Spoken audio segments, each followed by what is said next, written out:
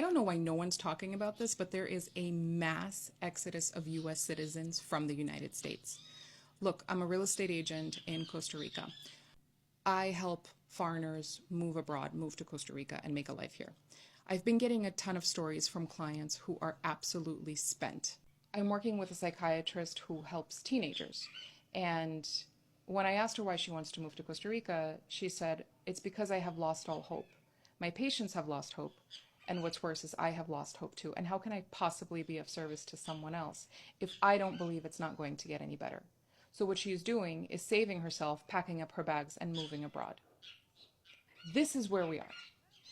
Well, it's Monday, baby, and I told you I was going to pour you this bit of tea Sunday about higher education in the US of A and what is currently underway. A mass exodus, they say. Now, we're going to back up a little bit to the flupocalypse and campuses across America, dear. They went through what they called the Great Recession at college during the flupocalypse. It was hard. People weren't going on campus to go to school. It was a mess, baby. People were laid off expeditiously. The funding just wasn't there. People were not enrolling. It was a mess. And they've been trying to recuperate from the Great Recession that went down on college campuses. They just started to get their footing again. Professors were coming back to work. People were finishing up their degrees, their PhDs, their doctrines, baby. All of that. It was starting to come back from what it was. They were starting to feel like they had a bit of job security because that was the big scare during the flupocalypse at colleges everywhere. Job security. Even tenured positions, baby. You know, that position you have for life.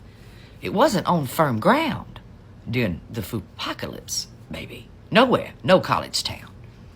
And as they started to get back a good fitting over the last 4 years, they thought everything was going to be okay. And then the orange buffoon decided to play, to come after woke culture, dear.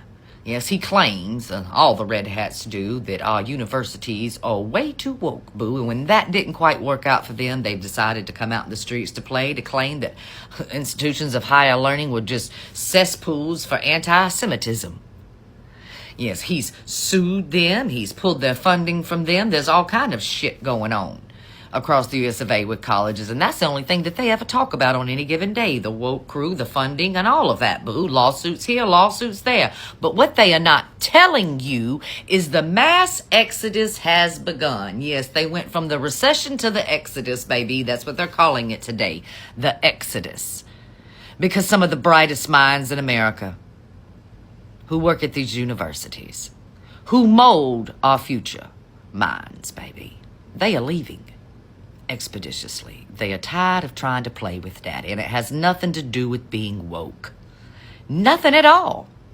Because a whole lot of the red hats who never grew up past high school, they don't know when you sign up for colleges, you pick the courses you want to take. If you want to learn woke shit, you pick woke shit. If you don't, you don't, honey. It's your fucking choice. It's your fucking money. But it's causing a funding problem. People are not going to be able to finish their doctrines. People who've been going to school for years to get their doctrines and their PhDs are not going to be able to finish because they're losing funding for their research, dear. They're tired of living in uncertainty and despair. And other universities across the globe are offering them jobs, giving them the money they want to finish their research, giving them the tools they need to teach, taking the guardrails off of their curriculum because universities and other places are fucking free. So they're leaving expeditiously. The smartest, brightest minds in America are leaving America. The future of our education systems and our universities and our colleges, baby, they don't have a future. There is no future there. Imagine spending all that money to send your child to school, for them to get a subpar education. Because the brightest minds that provide education have left.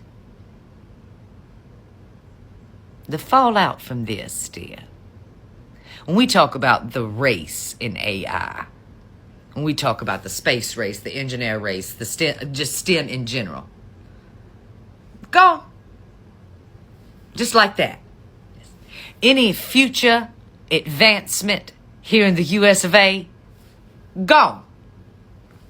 Just like that. Now, if you want to get a real education, you're going to have to leave this country and go somewhere else, dear, to be taught thoroughly. But I mean, look at Daddy Duffy Pants. He's got an IQ of 73. That's lower than Forrest fucking Gump, honey. So you could see why he would have a problem with the smart guy. We're talking about a man who thinks Puerto Rico is a sovereign country, who thinks Kansas City is the capital of Kansas. And he thinks that your children don't need an education. They should just be out there doing vocation. You know, we need a whole lot more labor workers in this country.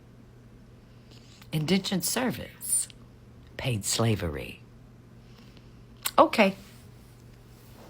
Just know, for your kids and your grandkids, you might want to look at schooling abroad, dear. It's blowing up, by the way. I looked into that too. Yes, honey. That's blowing up. A whole lot of students are applying to go to school abroad. You know, because of the orange fraud. Expeditiously. This is interesting that the Americans are massively exoding, like they are massive exodus that is taking place, but it's not shown in the mainstream media. And what does and again, the bright brains, teachers, engineers, and of course, even as we've seen, the underfunding to these particular institutions that are leading to, you know, Americans making these long lifetime decisions to move to a place where there's an element or a sense of certainty. Now, that briefly leaves the American and this nation in a state of limbo. People don't want to feel anymore that they are like in a sense of uncertainty. They don't want to live in that particular sense.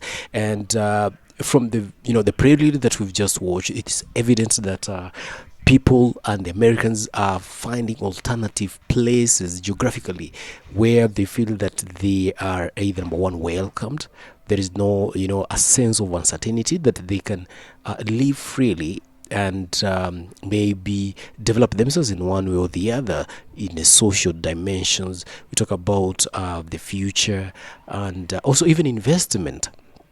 It's not like in this particular land whereby people have got up to 3 jobs, but still they cannot, the basic needs like owning a house, that is becoming now a luxury, something that should be, easily accessed at this particular point. And you find the frustrations, and that frustrations are leading up to many making up these particular abrupt decisions to, find a different place and relocate and see if they can, catch up with the rest of the world. Now, I've sampled clips from different quarters, different sentiments that are echoing and coining the same, courtesy to these particular creators. And then, of course, me and you, we're going to listen, and of course, we're going to make our thoughts towards the end of this particular show. So let's hang around.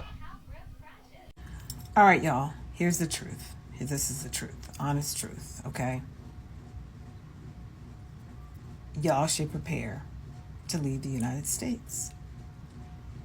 You should prepare financially, mentally, physically to live in another country. I go back and forth from the United States to Rwanda. Okay? It doesn't look good for America right now. Like, I'm going to give you a quick example.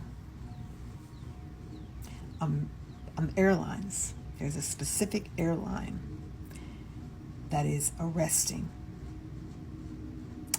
people of color, when they ask the status of their flight, especially when their flight has been canceled twice, they actually will tell you, if you come to my kiosk again, I'm going to call the state police. The airport's in Logan.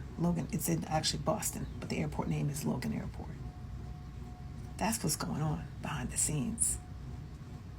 People are getting arrested for no reason with extreme force. So this is usually not my content,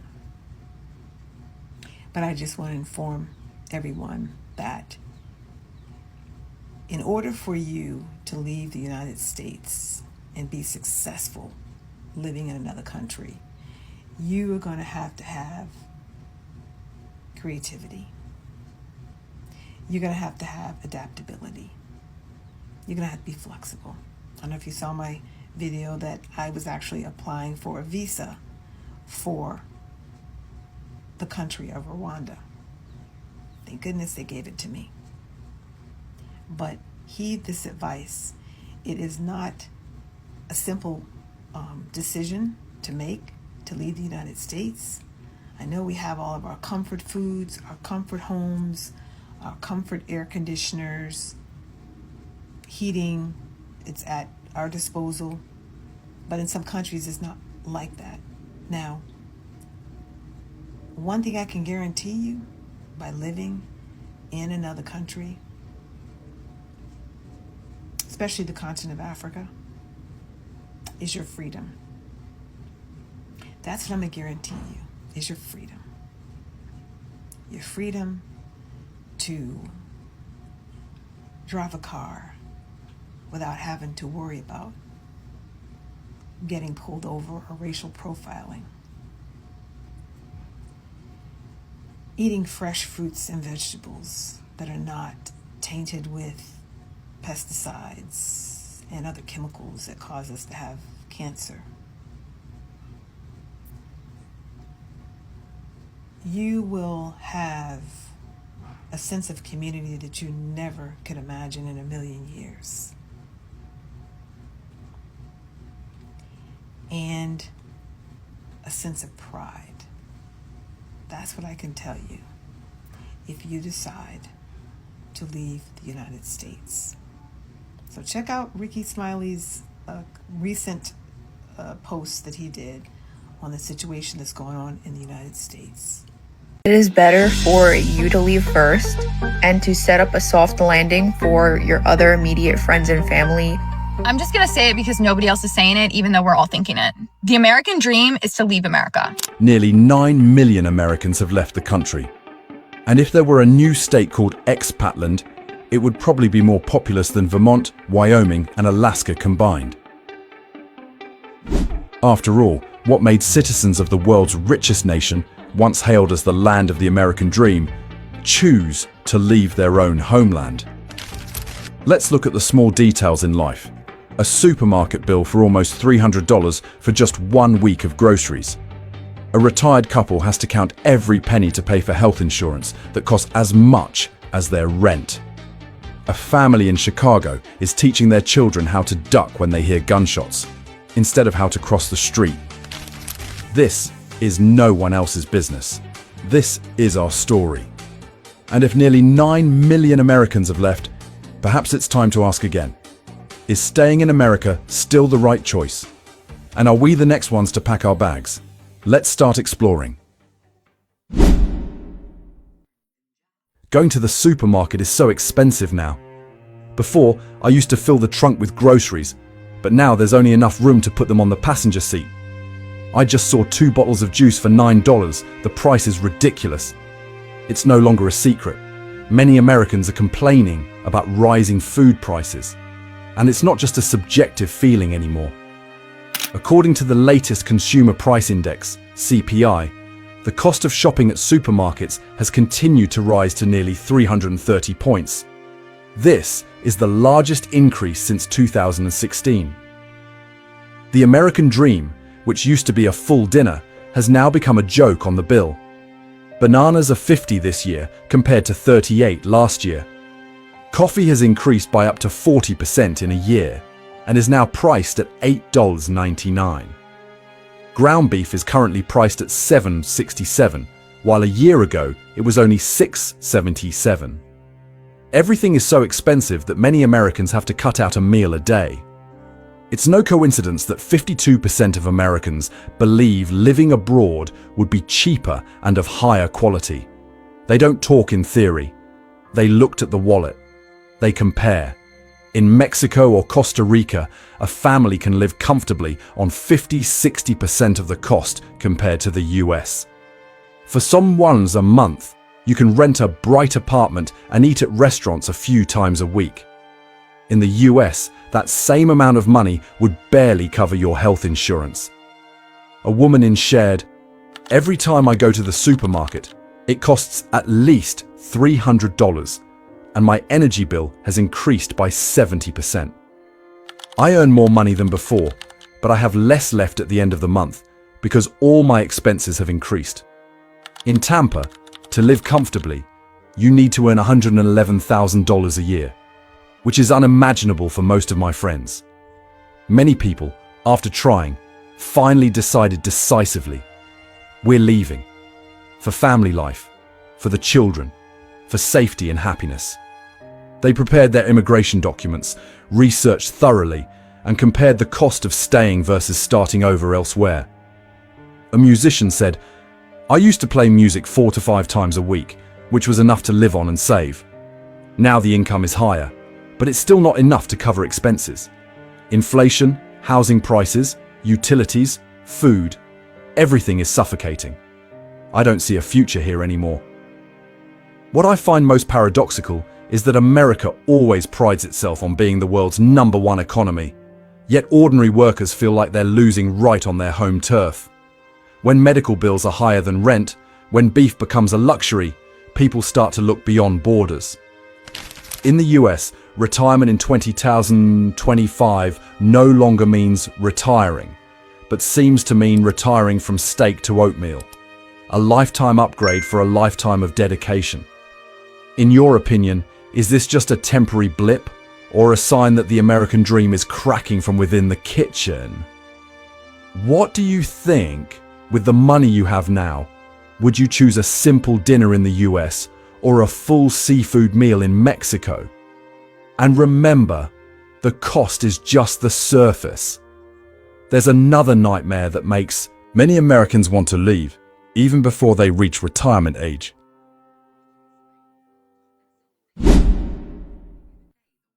The United States spends more on healthcare than any other country on the planet.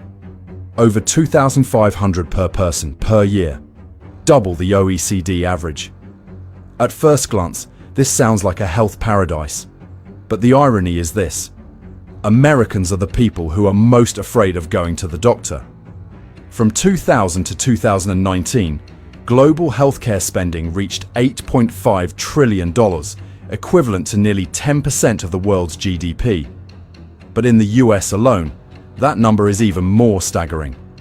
20% of GDP, meaning for every dollar spent, 20 cents goes to healthcare. Americans pay twice as much as people in other wealthy countries. But the results are not at all proportionate. Every time they go to the doctor, instead of asking, "Can my illness be cured?" Americans ask, "Can I afford this bill?" For an emergency visit that only requires a light bandage, the bill can be $3,000 and $5,000 if insurance doesn't cover it. Entering the hospital is like entering a casino. You don't know what you'll come out with, your health, or a bill that's half the price of a car. Not stopping there, many people are frustrated by the way the American healthcare system is operating. Some people even quipped, "Going to the hospital in the US is like stepping into a casino. You don't know what you'll come out with, your health or a bill worth half a car." So Americans don't want to live in America anymore. Let's talk about it. I think it's a very normal feeling right now that people don't want to live here.